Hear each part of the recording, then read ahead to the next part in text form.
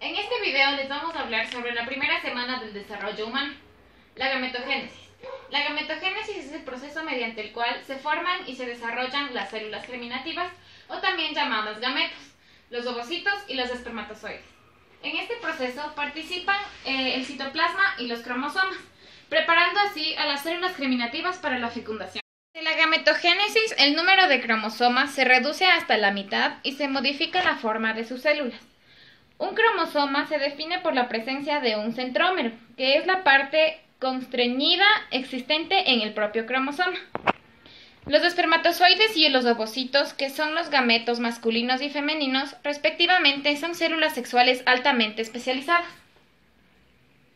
Cada una de estas células contiene un número de cromosomas que es la mitad del existente de las células somáticas. El número de cromosomas se reduce durante la meiosis, un tipo especial de división celular que ocurre durante la gametogénesis. La génesis es la secuencia de acontecimientos a través de la cual las espermatogonias se transforman en espermatozoides. Un proceso que se inicia en la pubertad. Las espermatogonias permanecen en una situación latente en los túbulos seminíferos de los testículos durante los periodos fetal y postnatal.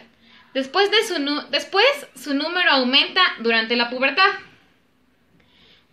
Tras varias divisiones mitóticas, las espermatogonias crecen y experimentan varias modificaciones. Se transforman en dos espermatocitos secundarios con 22 cromosomas X y 22 cromosomas Y. Luego de la segunda meiosis, tenemos dos cromosomas 22X y dos cromosomas 22Y. Y después de la fase de diferenciación, ya tenemos los espermatozoides. En este caso les voy a hablar sobre la ovogénesis. La ovogénesis es la secuencia de acontecimientos de la cual se da de las ovogonias, que se transforman en ovocitos maduros. Estos inician en el nacimiento y terminan en la pubertad. En este caso tenemos de una ovogonia se transforma un ovocito, y lo cual nos da ovocitos primarios, y los ovocitos primarios nos forman La maduración postnatal de los ovocitos empieza a partir de la pubertad. Este generalmente se da cada mes mediante un maduro folículo, y la larga duración de esta primera división meiótica se da en una mujer hasta los 45 años. Puede explicar parte de la frecuencia relativa elevada de los errores de la meiosis. Los ovocitos primarios detenidos en la prófase son vulnerables a agentes ambientales como la radiación. Después del nacimiento no se forman ovocitos primarios, a diferencia que ocurre con los espermatozoides primarios, cuya producción es continua. Los ovocitos se mantienen en fase latente en los folículos ováricos hasta la pubertad. A medida que madura el folículo, el ovocito primario aumenta de tamaño. Como pueden ver aquí, aumenta de tamaño antes que la ovogonia. La comparación de los gametos o células sexuales. Los gametos, ovocitos y espermatozoides son células haploides que poseen hasta la mitad de sus cromosomas. El ovocito es una célula de tamaño mucho mayor que el espermatozoide. Ciclo reproductivo femenino. Las mujeres presentan ciclos reproductivos. Las células neuroreceptoras del hipotálamo sintetizan hormonas liberadoras de gonadotropinas.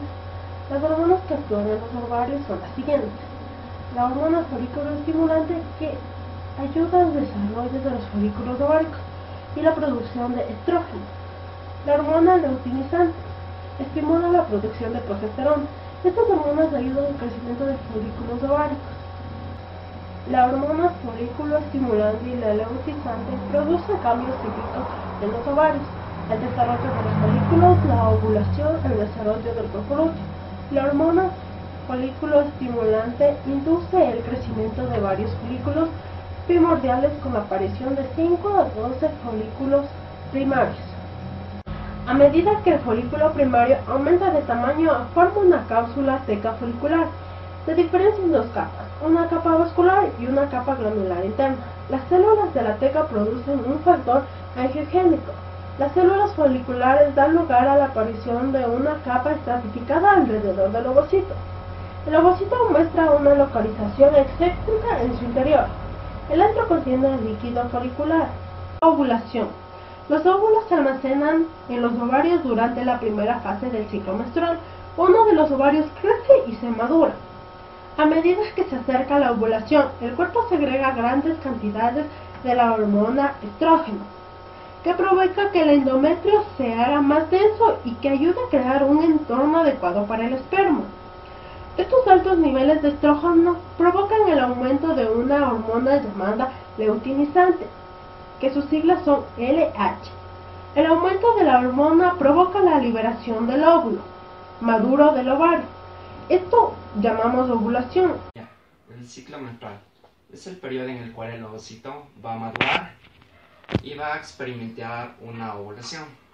La hormona va a estar dada por el folículo ovario y el cuerpo lúteo, el cual va a formar el ciclo menstrual.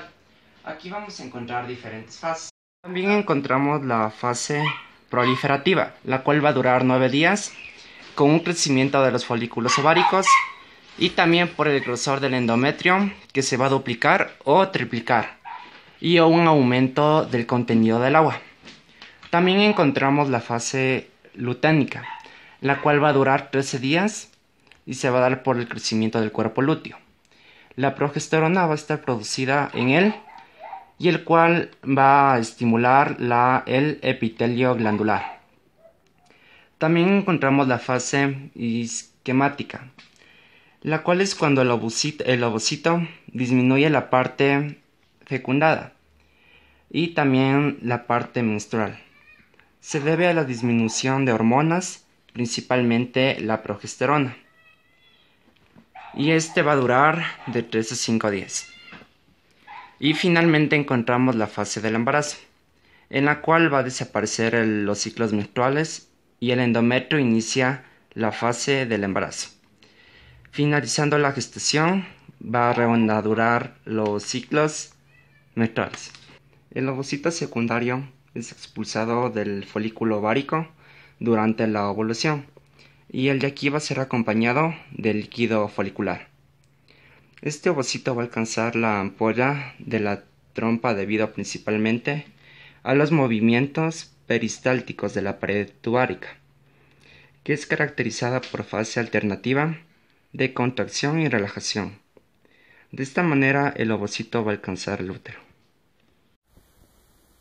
Viabilidad de gametos. Se observa que los ovocitos humanos son fecundados antes de 18 horas de ovulación.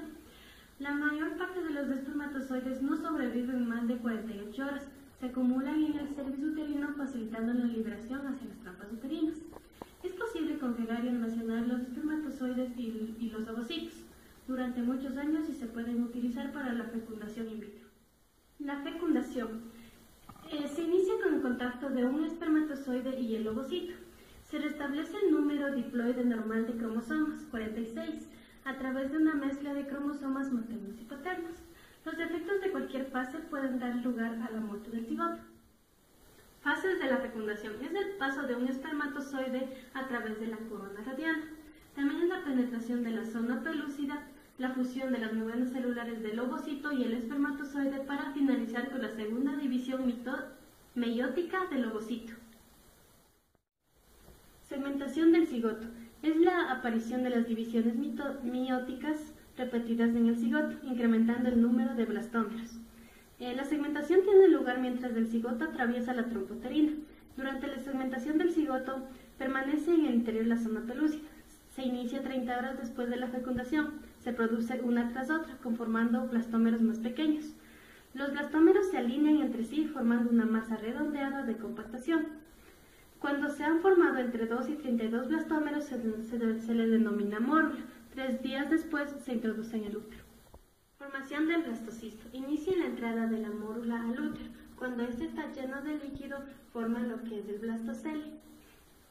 Cuando aumenta la cantidad de líquido, los separablastómeros en 2 zonas, que es una externa llamada el trofoblasto y un grupo de blastómeros localizados centralmente, que es el embrioblasto.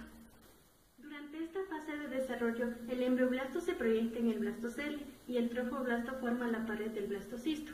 Durante 2 días, la zona pelúcida experimenta degeneración y desaparece lo que es la zona pelúcida. Tan pronto como se une el epitelio endometrial, el trofoblasto prolifera con rapidez y se diferencia en 2 capas. una capa interna que es del citotrofoblasto y una capa externa que es del sincitotrofoblasto.